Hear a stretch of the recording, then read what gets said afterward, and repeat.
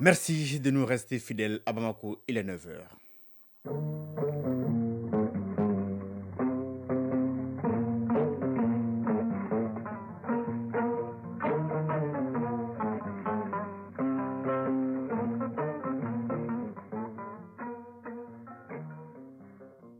Le journal Mohamed Diarra.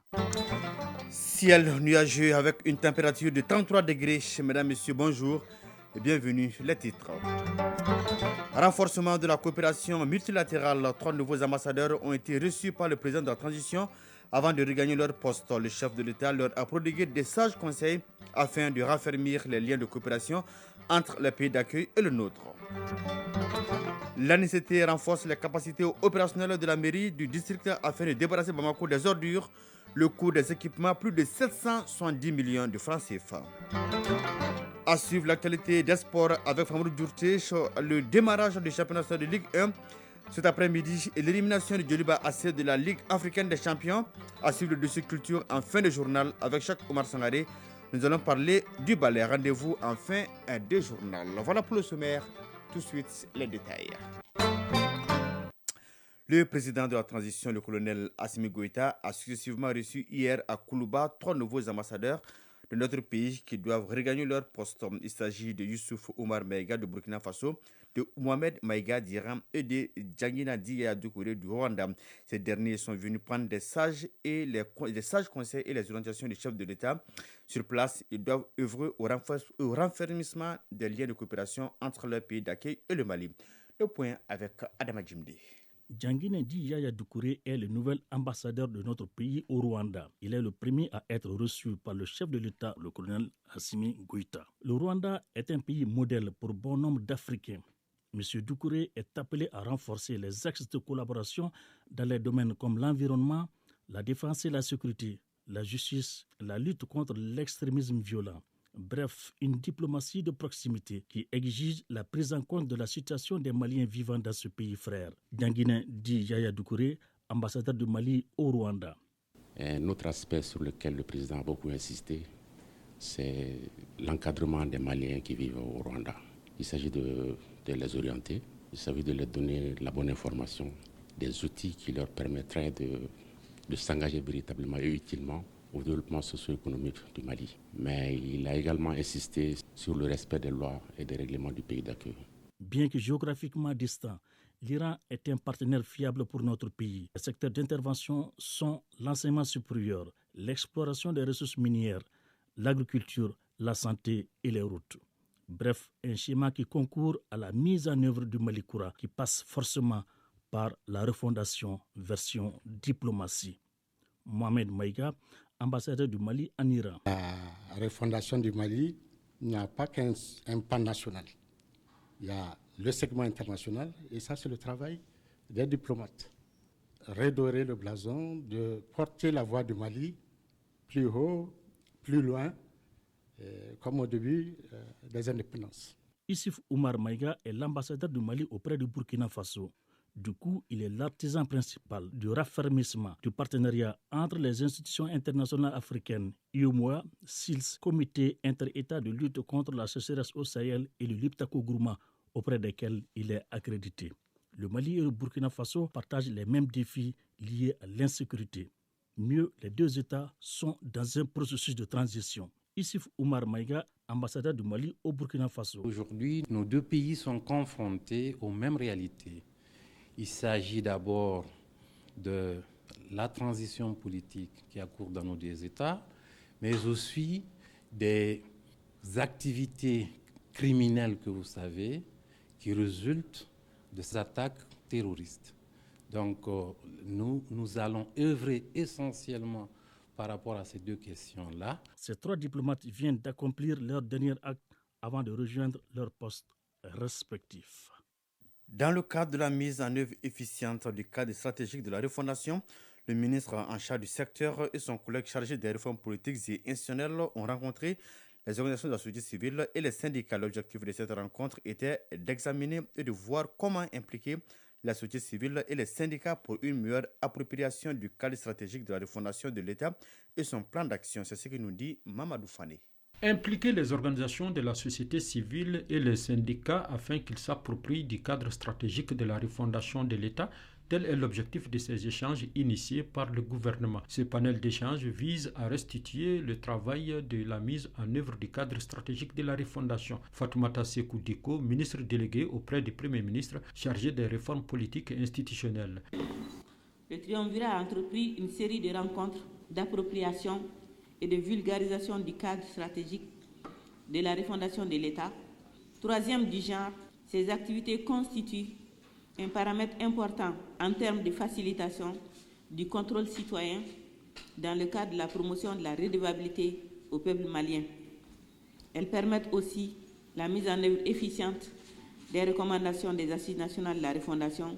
Le ministre de la refondation de l'État, Ibrahim Ikassa Maïga, a pour sa part expliqué à l'assistance le document du cadre stratégique de la refondation, un document dans lequel on retient 517 recommandations, toute chose qui a été appréciée par les participants, même si certains ont émis quelques réserves. Dr Abdoulaye Sall, président de CRI 2002. Les décideurs doivent rendre compte. Et ils vont descendre pratiquement dans toutes les régions du Mali. Après cette redevabilité, nous qui sommes les citoyens, qui sommes dans la participation, nous devons travailler maintenant sur le contrôle citoyen pour pouvoir opérationnaliser ces différentes recommandations. Traoré Aïssata Dafé, présidente de l'Association pour la promotion de la paix, la santé, l'éducation et l'environnement. Beaucoup de nos préoccupations ont été prises en compte. Chacun a pu s'exprimer lors des assises et ce qui a été pris en compte. Docteur Mohamed Kassoum Djiré, président du mouvement Sentinelle Malikoura. Moi, je pense que ce document incarne ce pour lequel nous nous battons. Parce que nous sommes de ceux qui croient au Malikoura. Ce genre de panel se tiendra dans les jours à venir dans toutes les régions du Mali. Un cadre institutionnel de pilotage sera mis en place pour impulser la mise en œuvre du chronogramme de la refondation. 9h07, la COP27, c'est le mois prochain en Égypte et le Mali sera présent à ce rendez-vous intercontinental. Déjà, les acteurs étaient réunis au musée de Bamako pour une meilleure participation du Mali à ce rendez-vous. Le point avec Aguibo Koulibaly. La conférence des parties à la Convention cadre des Nations Unies sur le changement climatique, ou COP, se tient cette année en Égypte. Occasion pour le ministère en charge de l'environnement d'échanger avec les différents acteurs du secteur sous la COP 27. Dr Alassane Ba, directeur général de l'AED. Il était question, là où est-ce que nous en sommes, de venir restituer. Et ensuite, il y aura une conférence de presse pour donner tous les détails de la participation malienne à cette conférence des parties à la Convention cadre des Nations Unies sur le changement climatique. Nous sommes dans des groupes, déjà notre vision est connue, mais nous y serons pour apporter effectivement la touche malienne. Au cours de cette rencontre, les participants ont suivi avec attention une communication sur le rappel historique des COP, les enjeux de la COP 27 pour l'Afrique et le Mali, les priorités du Mali à la COP 27, les conditions de participation, l'état des préparatifs, les activités à mener à la COP 27 et les activités à mener après la COP 27. Drissa Doumbia, point focal changement climatique à l'AED. Cette année, le Mali va avec un certain nombre de programmes prioritaires qui sont au nombre de 5. Nous avons le programme sur le fleuve Niger, nous avons les programmes sur les énergies renouvelables, nous avons les programmes sur la gestion des écosystèmes forestiers, nous avons la Grande Muraille Verte et nous avons des programmes prioritaires qui sont contenus dans la CDN et pour le respect des engagements pris dans le cadre de l'accord de Paris. La COP 27 est une tribune où les pays développés doivent respecter leur engagement financier pour renforcer la résilience des pays en développement. Dr Nzoum Zamo Annie-Claude, représentante du chef de file du groupe thématique environnement et changement climatique. L'UNESCO, chef de file des partenaires techniques et financiers, continuera, avec l'appui de ses partenaires, à porter le plaidoyer en faveur de l'élaboration de politiques de développement sensibles au changement climatique. Docteur Amadou Tcheman Sangaré, conseiller technique au ministère de l'Environnement, de l'Assainissement et du Développement durable. Notre pays entend non seulement contribuer à l'effort mondial de renforcement de la résilience, mais surtout entend développer un cadre de partenariat stratégique et fécond pour la mobilisation des ressources financières nécessaires au financement des programmes et projets prioritaires du Mali. Rappelons que la COP permet de faire le point sur l'application de la Convention, de préciser l'état de mise en œuvre des décisions des pays membres et de négocier des nouveaux engagements avec des objectifs communs ou individuels. Lutte implacable contre les ordures. L'ANCT joue sa partition en remettant des équipements à la mairie du district. Coût des équipements près de 780 millions de francs en CFA. Les équipements sont composés entre autres de camions bennes, remorques et des chargeuses. Le point avec Batraoré. 5 camions bennes, dont 4 de 12 roues, 1 de 10 roues, 2 camions bennes et remorques de 4 et 6, 2 chargeuses de grande capacité.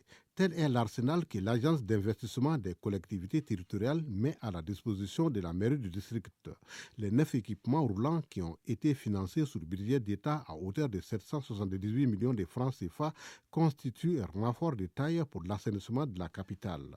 Lassine Koulibaly, directeur général de l'ANECité. L'Agence nationale d'investissement des collectivités territoriales constitue le volet financier du dispositif national de la décentralisation, dont une des missions principales est d'aider les collectivités territoriales du Mali à développer les services de proximité rendus à leurs administrés par la réalisation d'équipements. À cet effet, l'ANECité intervient dans toutes les communes, cercles, régions du Mali, y compris les districts de Bamako, pour des investissements sous la maîtrise d'ouvrage des collectivités. Bamako produit près de 4000 mètres cubes de déchets par jour au dire de la représentante du maire du district. C'est pourquoi ce renfort en équipement constitue une aubaine au moment où l'assainissement de la ville connaît des difficultés après le retrait de la société Ozone Mali. Camara Fatimata Traoré, première adjointe au maire du district de Bamako. L'événement plein de signification participe à n'en point douter de la volonté inébranlable des plus hautes autorités à accompagner le processus de centralisation en cours dans notre pays. L'acquisition des équipements, objet de la présente cérémonie, fruit d'un travail inlassable de réflexion et de partenariat entre les acteurs du secteur de l'assainissement, permettra sans nul doute d'insuffler un souffle nouveau à l'épineux problème de gestion des déchets de la ville de Bamako. Tout en invitant les populations à plus de civisme dans le dépôt des ordures, la responsable de la mairie du district a assuré le donateur que bon usage sera fait des équipements reçus.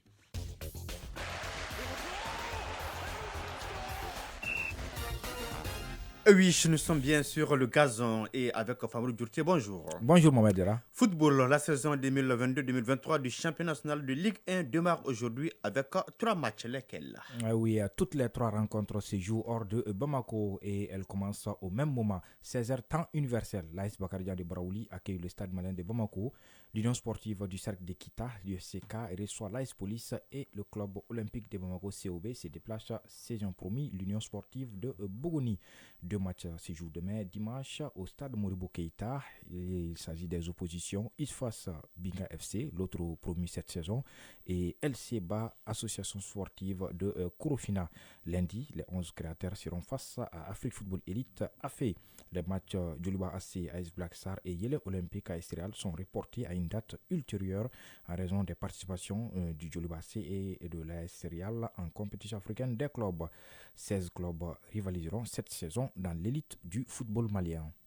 En match retour du deuxième tour des préliminaires de la Ligue africaine des champions, le Djoliba AC est tombé en Algérie devant le CR Belouizdad 2-0 ce vendredi. C'est-à-dire que les 2-1 ici à Bamako n'ont pas suivi au Djoliba. Oui, la qualification d'un club malien à la phase de poule de la Ligue des champions attendra encore ce vendredi. Vous l'avez dit, le Djoliba, champion du Mali, n'a pas fait le poids devant son homologue algérien CR Belouizdad.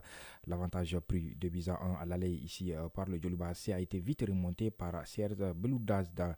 Les buts du champion algérien ont été marqués au 25e et 80e minute de jeu.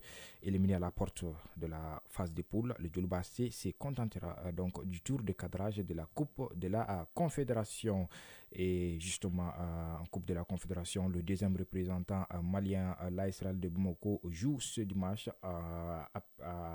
au Ghana, oui, après son succès à l'aller 3-0. L'AS Real de Bamako a donc un avantage conséquent. L'affiche du week-end en Europe, c'est bien le Real Madrid qui reçoit le FC Barcelone pour le premier Classico de l'année. Oui, le Real Madrid, champion en titre, accueille le FC Barcelone au compte de la 9e journée de la Liga espagnole. Même en reconstruction, les Catalans étaient venus tout casser à Madrid la saison passée 4-0. Outre l'envie de toujours sortir victorieux d'un Classico, les deux équipes se battent pour la première place en Liga. Avant leur confrontation, leur égalité est quasi parfaite, 7 victoires, 1 nul et aucune défaite pour chacune des formations. La différence s'est faite au but marqué et encaissé. Le Barça possède la meilleure attaque, 20 buts, et la meilleure défense, 1 but encaissé du championnat. Le Real Madrid qui marque toujours beaucoup à 19 buts, malgré le coup de mou de son capitaine Benzema, qui souffre un peu plus, mais le Real souffre un peu plus derrière avec 7 buts encaissés. Les Madriens devront probablement faire une nouvelle fois sans leur mur belge Thibaut Courtois. Le vrai Classico, premier acte, c'est ce dimanche à 14h15, temps universel. Toujours dimanche, il y aura Liverpool-Manchester City, 11e journée de la Première Ligue anglaise à 15h30, mais également Paris Saint-Germain, Olympique de Marseille à 18h45 au compte de la 11e journée également de la Ligue 1 française. Merci bien, Famourou Dourté, pour toutes ces informations. La suite de cette édition dans une poignée de secondes. Chronique culture et société. Et on parle du balai, un objet utilitaire et plein de sacralité. Il appartient aux femmes et doit être éloigné des hommes. S'il est porte-bonheur dans beaucoup d'autres pays, on l'associe à beaucoup d'interdits au Mali. Suivez en rediffusion ce numéro de Cheikh Omar Sankaré. Le balai est un ustensile constitué d'un tas de brindilles et sert à enlever la poussière, les détritus et autres ordures. Pour empêcher un invité indésirable de revenir, on balaye ses traces. Dr Fodé Moussa Sidibé, professeur d'université, traditionnaliste. Quand une personne vient chez vous et se comporte d'une certaine façon, tout comme on a balayé la maison pour l'accueillir, quand la personne se comporte mal, à son départ, on balaie la maison pour effacer toutes ces traces. Cette action peut aussi être réalisée dans un sens positif. La première fois que l'enfant se tient debout pour faire un pas, 2 pas, on prend le balai et on balaie les traces de pas de façon symbolique pour qu'il ne revienne plus sur la position antérieure qui était de ne pas pouvoir marcher. Le balai est un objet fondamentalement féminin et indispensable dans les trousseaux de mariage. Il est au centre de plusieurs interdits, comme par exemple, on ne doit en aucun cas frapper quelqu'un, de surcroît un homme, avec un balai. Le balai, en dehors de son côté utilitaire, sert à dégager tout ce qui est néfaste, tout ce qui est nuisible. Et en frappant une personne avec un balai, sur le plan symbolique, cela diminue les capacités de la personne qu'on frappe. Selon nos croyances, il ne faut jamais prêter un balai, car en le reprenant, on récupère le malheur de la personne qui l'a emprunté. De même, ne déménagez pas avec votre ancien balai dans votre nouvelle maison, car le faisant, vous apportez toute votre ancienne malchance. Évitez de balayer la nuit ou de drainer les ordures n'importe comment. Tout ce qui rentre dans la maison, ça fait partie de votre chance. Donc on ramasse à l'intérieur ce qu'on a balayé et puis on sort avec. Les croyances liées au balai sont parfois positives et vont au-delà de nos frontières. À titre d'exemple, au Ghana, les invités agitent le balai au-dessus de la tête de chacun des époux et des parents afin de célébrer l'union des deux familles. En Angleterre, placer un balai derrière la porte empêche les personnes mal intentionnées d'entrer dans la maison. En Italie, un balai qui tombe est promesse de mariage. En Écosse, jeter un balai vers quelqu'un lui apporte de la chance. Enfin, en Chine, laisser un balai près du lit éloigne les mauvais esprits. Retour chez nous pour parler du balai dans un sens plus gai. Dr Salia Malé, anthropologue, chercheur. Le balai représente également un outil d'unité, de lien, de rassemblement, qu'ils agissent ensemble en cohésion pour assurer l'équilibre de la société.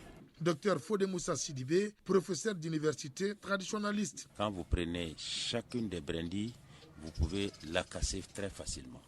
Mais quand vous les mettez ensemble et que ça constitue un balai, vous ne pouvez pas casser.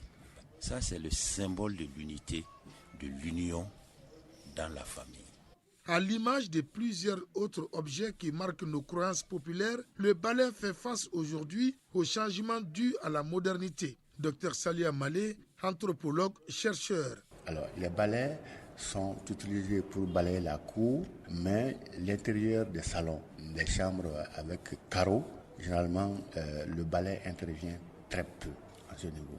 Ce sont donc des serpillères qui sont utilisées. Le risque, c'est que les croyances liées au balai risquent de disparaître. D'abord, le balai assure la propriété de l'environnement. Ensuite, il traduit les pouvoirs de la femme. Et enfin, il est symbole de l'assainissement des liens sociaux.